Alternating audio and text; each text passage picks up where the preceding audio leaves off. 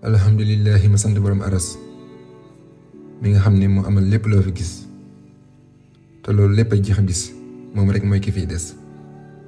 moo bind asamaan ak suuf daal fi wàccee ay mbindeefam yi mu bind ngir nu di ko jaamu waaye nag nit ak jinni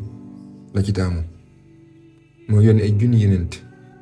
def ci ñoom leeram gi di ñiit yoon wi ngir nu mucc ci dëgg sërëx yi seetaan di lal ba dun ma bëx yàlla kat ku mu mës a yónni da ko jox ay jikko yu rafet sëf ko ci araf wala ci jëf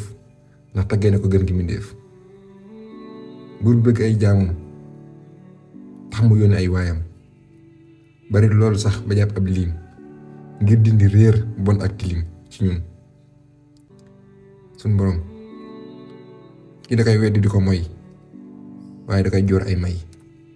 ñëpp lay séddale xéewalam yi mooy firndeer ni mooy arrahim ki ko gëm ki nga dafa gëm suñ borom ba di topp ay bëggam suñ borom da koy teg ay natt di sippi ay ñaawteefam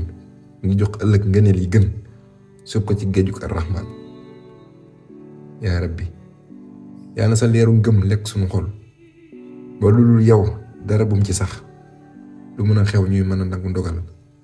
lépp loo mën amal nanu neex gëm yàlla bala mu mën a wér dëgg danga koy wóolu yàlla bala mu mën a wér dëgg ni yàlla dogal dalay neex yàlla nga ñu boy ci suñu ci sa ñuñ ko yow suñu borom alhamdulillahi ala kulli xaal barki maam Seex Faal